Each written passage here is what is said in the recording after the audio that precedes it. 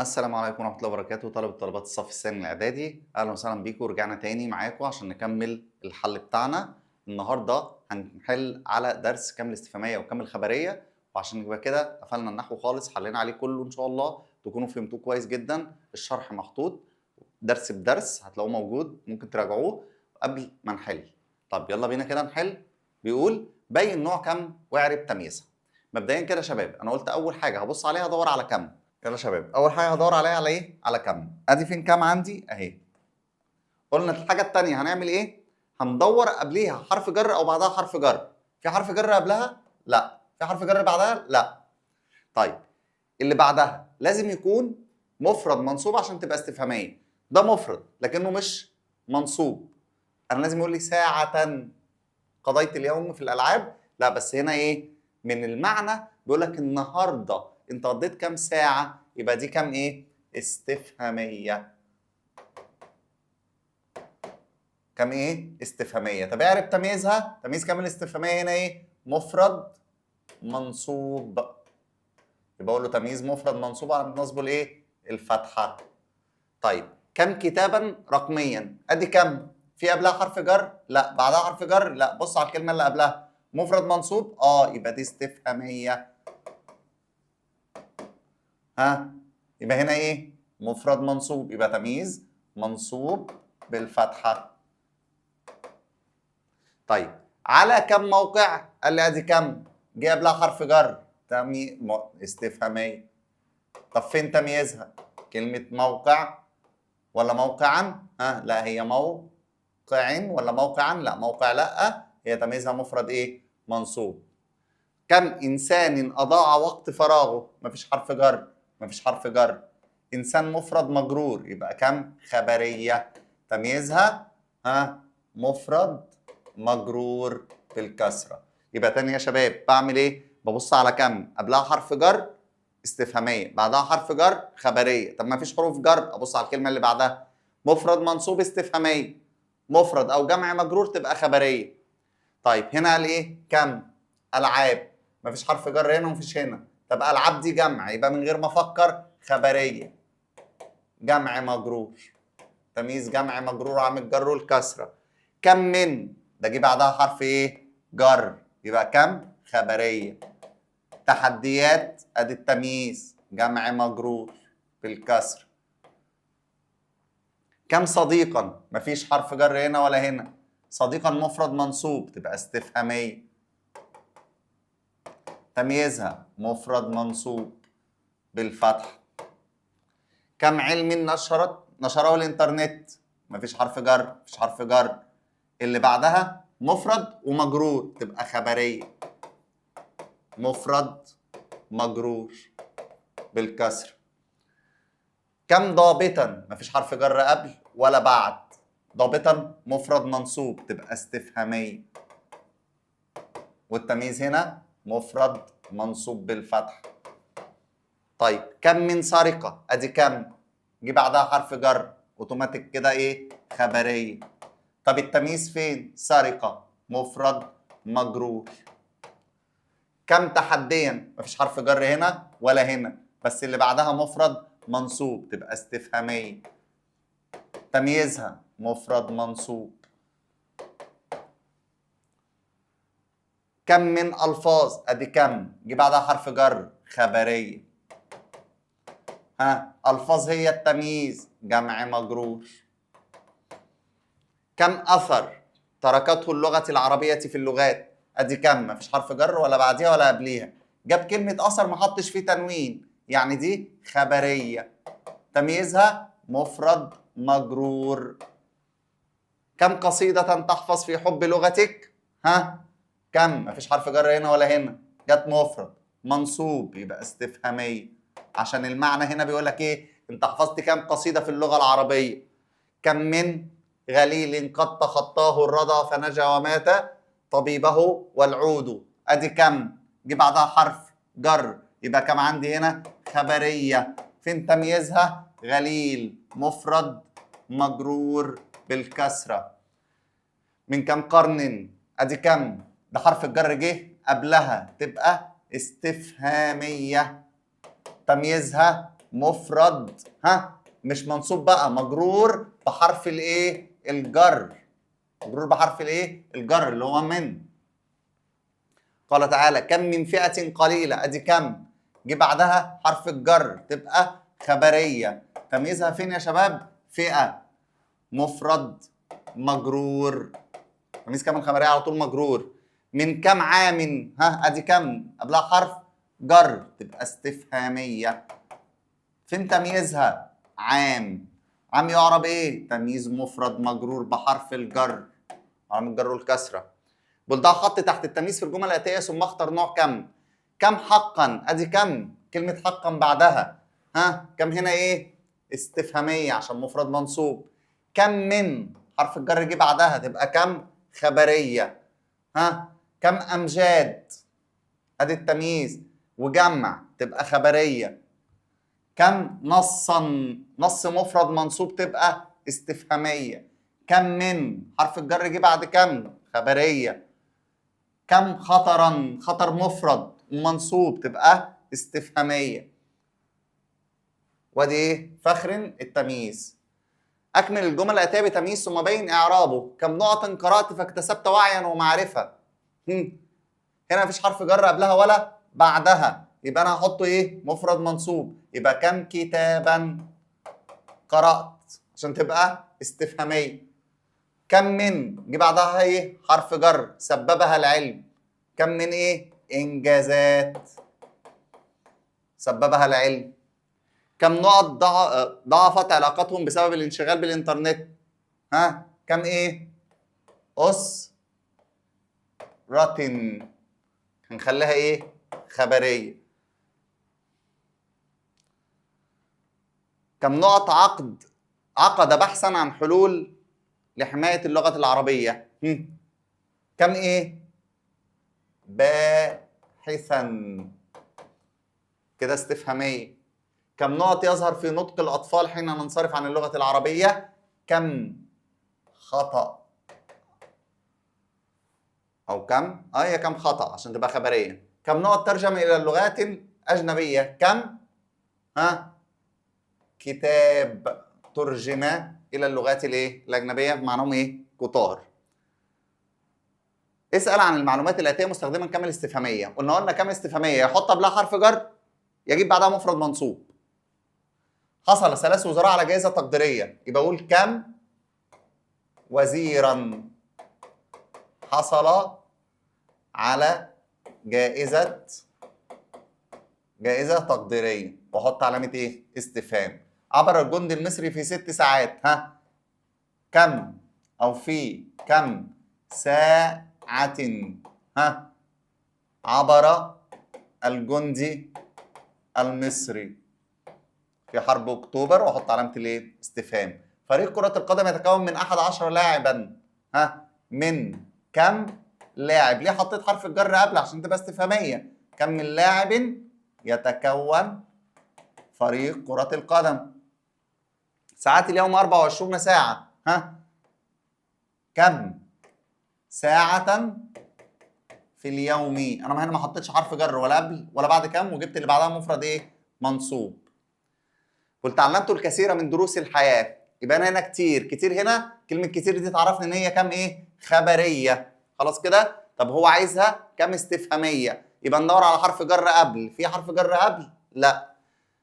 تمام كده. طب في حرف جر بعد؟ لا. طب احنا قلنا امتى تكون استفهامية؟ يا حرف جر قبلها يا بعدها مفرد منصوب. هل ده مفرد منصوب؟ لا. دروس دي جمع. دروس دي جمع، يبقى هي دي الايه؟ اللي صح. نقرأ العديد من الكتب لتتسع ثقافتنا. عند التعبير عن الجملة باستخدام كم الخبرية، يبقى ادور على حرف جر قبلها. دي هنا حرف جر قبلها ولا بعدها؟ لا قبلها، دي استفهامية. بكم برضو قبلها يبقى استفهامية. طيب اللي بعدها لازم يكون مفرد او جمع مجرور مش منصوب، يبقى دي غلط. يبقى هي دي اللي ايه؟ اللي صح. عبر عن معنى الجمل بما يناسبها من كم استفهامية وخبرية. كثرة فوائد العلم. كم من فوائد للعلم، ادي خبريه. عدد دقائق لعبك اليوميه. كم دقيقة تلعب في اليوم. ادي استفهاميه. كثرة الكتب، كثرة يعني كم خبريه، اقول له كم من كتب على الموقع. عدد اداب، برضو هنا استفهاميه. التحدث اقول له ايه؟ كم ادبا للتحدث. كثرة تحديات، كم من تحديات، او كم تحديات على طول، دي صح ودي صح.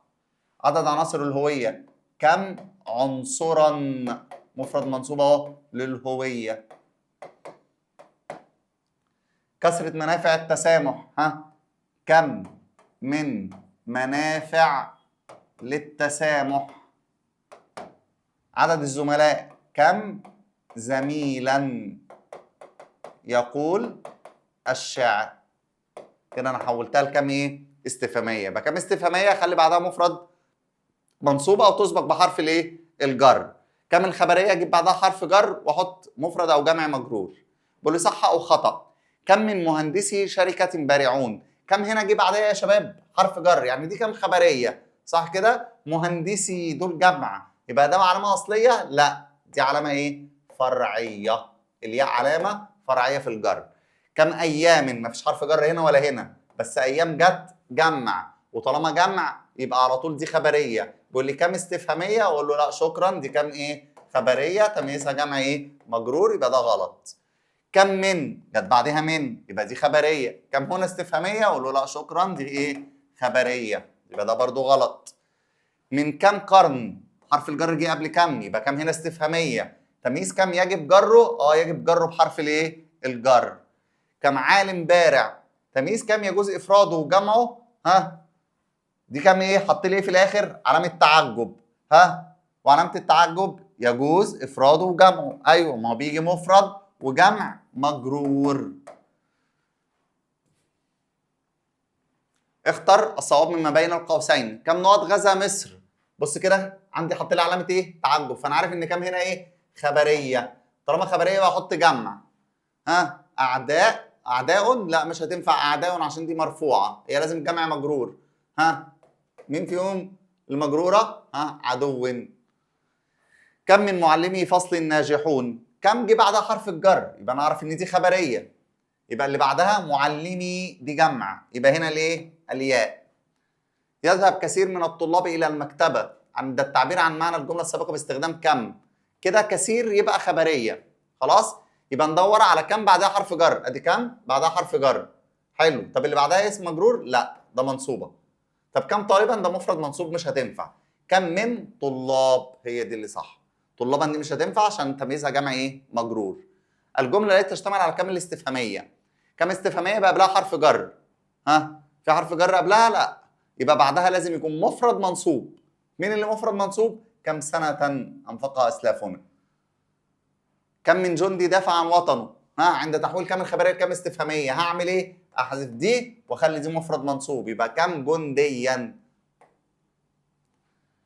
الجمله تشتمل على كم خبريه، دور على حاجه فيها بعدها حرف جر. دي قبلها حرف جر؟ لا. بكم قبلها حرف جر؟ لا. كم حضاره؟ لا مش منصوبه، هي كم كلمات. كم من علماء افادوا الامه، تمييز كم فين؟ كلمه ايه؟ علماء، جمع مجرور. بالاضافه؟ لا، لان في ايه؟ حرف ايه؟ جر، يبقى تمييز جمع مجرور بايه؟ بمن. من كم مشهد، هنا كم جت قبلها حرف الايه؟ الجر، فدي استفهاميه. دي ايه؟ استفهاميه، يبقى استفهاميه خبريه دي غلط، وخبريه دي ايه؟ غلط. طيب تمييزها مفرد مجرور، دي الاجابه الصح. كم وجوه مثل النهار ضياء لنفوس كالليل في الاظلام. نوع كم، هي فين كم اهي؟ في قبلها حرف جر؟ لا. طب بعدها حرف جر؟ لا. طب الكلمه دي وجوه مفرد ولا جمع؟ وجوه جمع، يبقى على طول خبريه، يبقى تمييزها هنا ايه؟ خبريه، وتمييزها جمع مجرور. خبريه جمع ايه؟ مجرور، بس مش بحرف الجر. جمع مجرور بحرف الجر؟ لا، جمع مجرور بالاضافه عشان ما فيش حرف جر بعدها. حول كم الاستفهاميه لكم الخبريه، والخبريه الاستفهاميه. كم ساعة تخصصها للعب، دي استفهاميه، يبقى خليها ايه؟ كم من ساعات، كم من ساعات تخصصها للعب. كم مهارة تعلمت؟ دي برضه استفهامية، يبقى كم مهارات تعلمتها. كم موقعا زرت؟ كم من مواقع زرت. نطبق يا شباب اللي احنا اتعلمناه في الايه؟ في الشرح. حط كم، حط بعدها حرف الجر، خلي جمع مجرور. كم علما تعرفه نقل الى العالم بلسان عربي، يبقى كم من علوم، خليها ايه؟ كم من علوم، وكمل الجمله. كم كلمة أجنبية أتقنت نطقها؟ ها؟ كم من كلمة أجنبية، وأحط علامة الإيه؟ تعجب. طب هنا العكس بقى. هنا كم بعدها حرف جر، لازم أحذفها وأخلي فائدة تبقى كم فائدة، أخليها منصوبة وأكمل الجملة وأحط علامة استفهام. كم أضرار مفيش حرف جر، بس هنا أخليها إيه؟ كم ضررا، وضرر مفرد وخليه منصوب. كم من شباب، احذف دي وخليها شاب، يبقى كم شابا انتفع، وكمل. كم علوم، اخليها علم، كم علما نبغ فيه العرب. كم من اختلاف، احذف، يبقى كم اختلافا سببه اختلاف رؤية او زاوية النظر.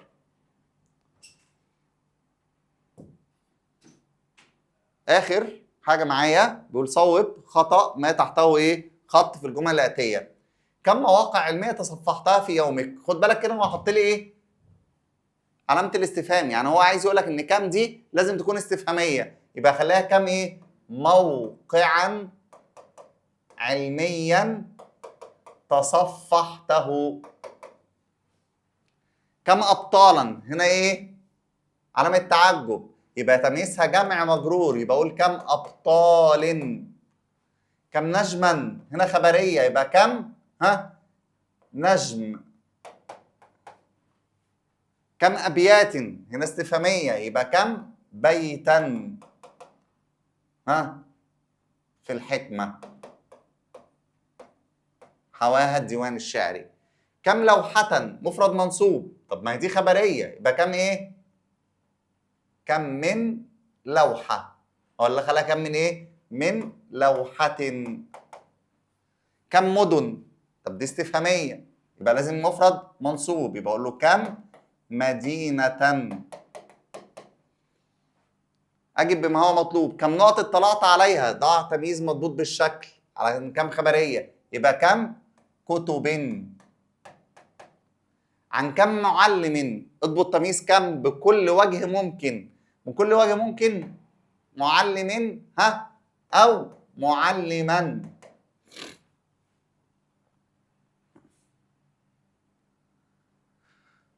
كم مخترعات افادت البشريه، دي استفهاميه فما ينفعش اقول مخترعات، فاقول كم مخترعا افاد البشريه. حدد الموجود من المعلمين في المدرسه، عبر باستخدام كم مع ضبط تمييزها. هقول ايه؟ كم من معلمين في المدرسه، دي كم ايه؟ خبريه. ضبط تمييزها، ما خلاص هو ايه؟ مجرور بالياء. كم نقط في المصنع، وكم من نقط في مصر؟ كم عاملا، مفرد منصوب عشان ده استفهاميه، وكم من عمال في مصر عشان خبريه. كم من عالم، كم بعدها حرف جر فدي خبريه، عايز استفهاميه نعمل ايه؟ نحذف دي ونخلي ده مفرد منصوب، يبقى كم عالما دعا الى كذا، وحط علامه الايه؟ الاستفهام. كم نقط قدم للمسؤولين، كم نقط، هنا حط ايه؟ علامه استفهام، يعني لازم مفرد منصوب، ده مجرور، دي جمع، يبقى مفيش غير ايه؟ بحثا. كم مخترعين افادوا، صوب الخطا، هنا علامه ايه؟ استفهام. ممكن اشيل علامه استفهام احط علامه تعجب، حد يقول لي انا احط علامه تعجب اقول له برافو عليك، طب حد يقول لي لا انا هسيبها كده بس هخلي دي ايه؟ كم مخترعا افاد البشريه، براحتك بقى، يا دي يا دي. كم من رجال مخلصين في مصر، حول كم للنوع الاخر، احذف من، حول رجال لمفرد تبقى كم رجلا مخلصا في مصر. استخدم كم للاستفهام عن عدد الطلاب المشاركين في الرحلة. أقول كم طالما استفهامية طالبا اشترك في الرحلة. كم تاجرا أمينا زاع صيته بين الناس. اجعل كم خبرية. احذف دي وحط حرف الجر. كم من تاجر وكمل الجملة وحط علامة تعجب. كم متفائل أقبل على الحياة. كم عملا عظيما قدمته. كم متفائل هنا ما حطش التنوين يبقى دي كم ايه خبرية. دي مفرد منصوب يبقى حط كم ايه استفهامية. لاحظ الكلمات اللي تحتها خط ثم اذكر اعرابها. كم ضررا تمييز منصوب بالفتح. كم من وقت تمييز مجرور بحرف الجر وعلامة جره الكسر. كم من خير تمييز مجرور بحرف الجر وعلامة جره الكسر. كم موقفا تمييز منصوب بالفتح. كم عقبات تمييز مجرور بالإضافة وعلامة جره الكسر.